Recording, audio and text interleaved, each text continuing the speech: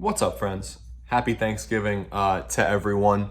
I'll keep this one relatively short because I imagine people don't have a whole lot of time to be watching my videos about a 15-point loss today. Everyone wants to go enjoy the family time, so I hope everyone has a wonderful day and a wonderful spread accordingly and enjoys some more college basketball and some football. VCU lost to Vanderbilt 89-74 today. Noon tip-off in the battle for Atlantis. Harvey, shush.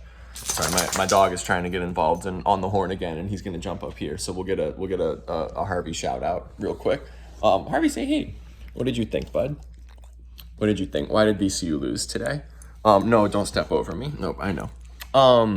So 15-point loss. VCU was in this game for a while. They only led for 18 seconds. And so it feels a bit rich to say that, but it was 43-41 at halftime, right? I mean, they started slow just like they did against USF yesterday, but then they rebounded in similar fashion, right? It was 20-4 Vanderbilt at what's the marker here with about 13 minutes to go in that first half. And then VCU chipped away, and it was largely at the free throw line, right? Ended up 21 of 24 at the free throw line in the first half. And you thought at that point that the foul trouble might really catch up with Vandy in that second half, and it almost did. They ended up with 3 guys with 4 fouls, but I don't think anyone fouled out for them. I think it was 17 fouls in the first half for Vanderbilt, and VCU chipped away, right? It's 24-16, 8:50 until halftime after a Jadrian Tracy 3 between the top of the key and the left wing off the dribble. And Vandy lengthened it back out then to, I think, what was it, 37-24, 36-22, right in that range. But then VCU, it's 39-31 after an Ahmad Noel 3 on the right wing. VCU's in the game, they're in shouting distance, they're chipping away. And then a Noel lob to Tracy in transition. Jadrian finished the and one. That's 50 seconds to play until halftime. Hits the free throw, 43-39.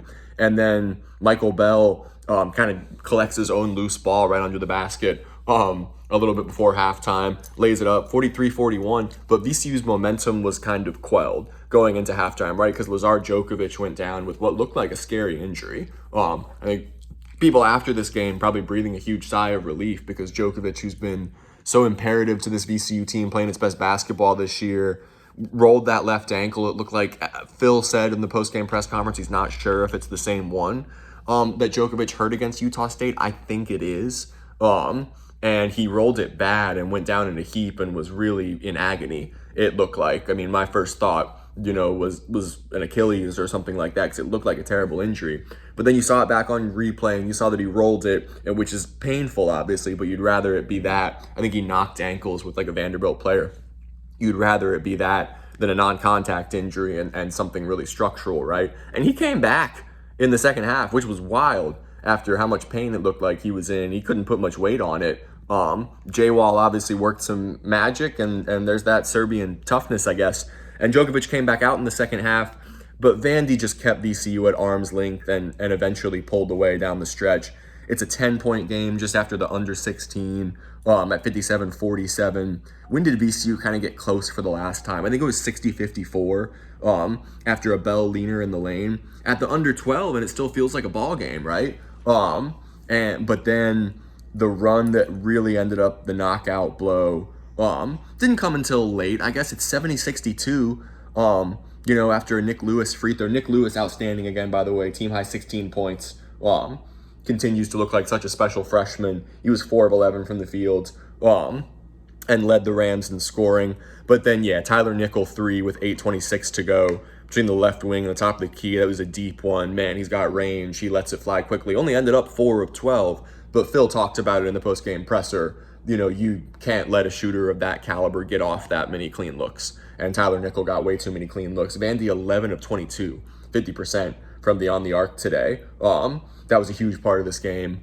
And it's 73-62 after that Nickel 3. And then Vandy really started to lengthen it out. And I think it's difficult to grapple with mentally probably for VCU fans because this game was closer for a lot of it than the final margin. VCU, was at arm's length, cut it to single digits a bunch of times. Like I said, just 2-point game at halftime, but could never really close the gap. They ended up losing by 15, which isn't going to help the metrics at all, even though Vanderbilt is a top 25 team I think their offense is number 7 in the country in adjusted efficiency, and I think this is their lowest scoring output of the season so far at 89 points.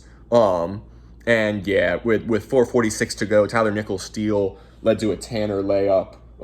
I forget Tanner's first name. Let me click on him right here on the stats. Tyler Tanner. They have too many Tylers. It's confusing. I think they have 3 of them, the broadcast was talking about. But he finished with 16 points as well, and Duke Miles led Vandy with 20 points. But that Tanner bucket made it a 13-point game with 4:46 to go, forced a VCU timeout,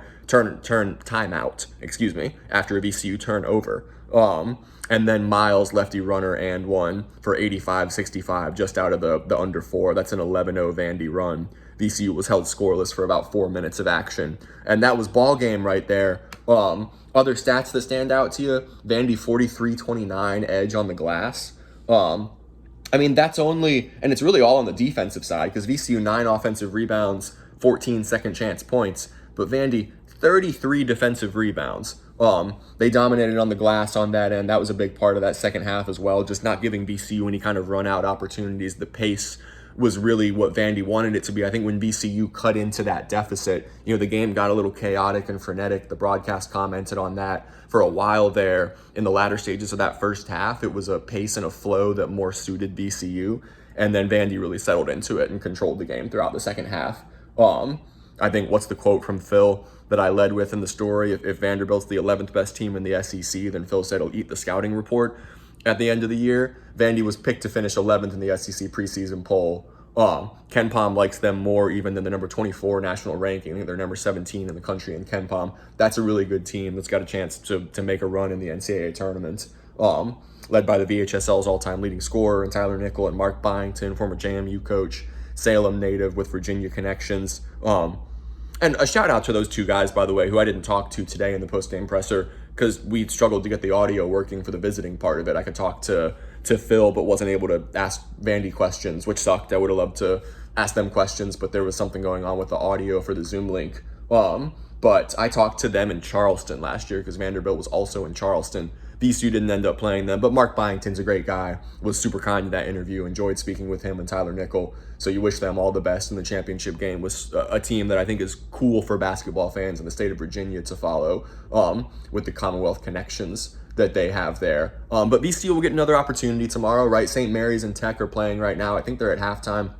I'm not sure what the score of that game is, but as disheartening as the 15-point loss is today, you play at 10:30 a.m. tomorrow, and it's another opportunity for VCU. If you come away from this 2-1, with a win either over Tech or St. Mary's tomorrow, then I think you still count Atlantis a success, right? That's why it's so huge to win that opening game, get on the winning side of the bracket, because then your 3rd round game, regardless of your 2nd round result, has a chance to help out the resume, and that'll be a great opportunity. So VCU will hope they can rebound and meet either the Hokies or the Gales tomorrow in what'll be another stiff test.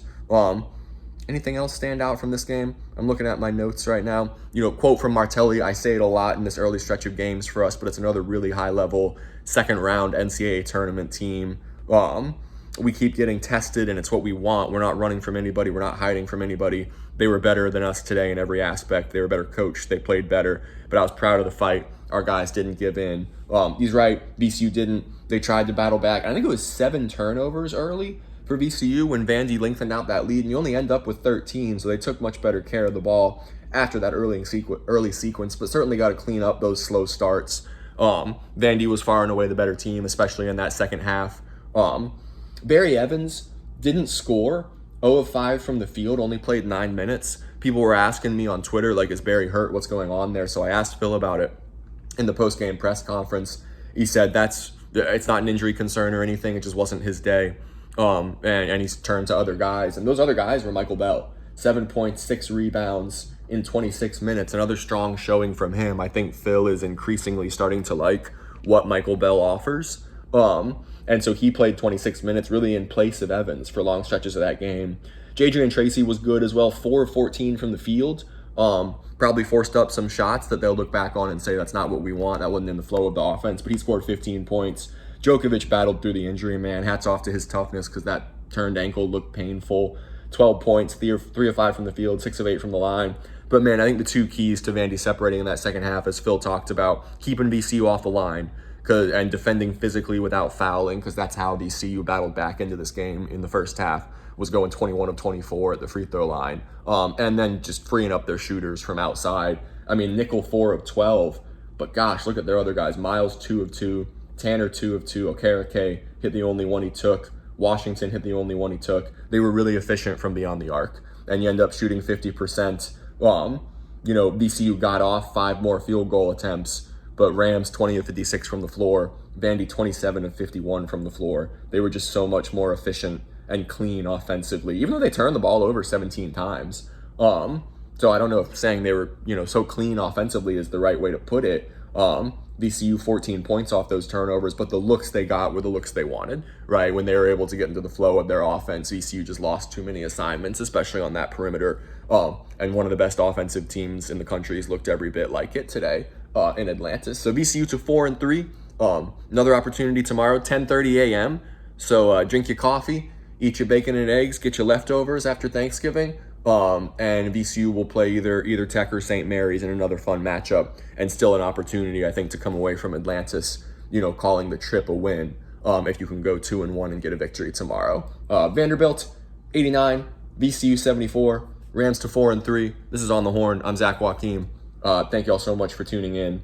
And Terrence Hill Jr., 9 points as well, 2 of 5 from the floor. As I'm looking at the stat sheet here, Brandon Jennings, 6 points, hit both of his field goals. Anyway, VCU, a lot of things to clean up, but they kept fighting, hung in there. Vanderbilt, just a better team today, really good offensively, pulled away in the second half. This is On the Horn. I'm Zach Joachim. I'll talk to you all tomorrow. Thanks for tuning in. Happy Thanksgiving, everyone. Love y'all.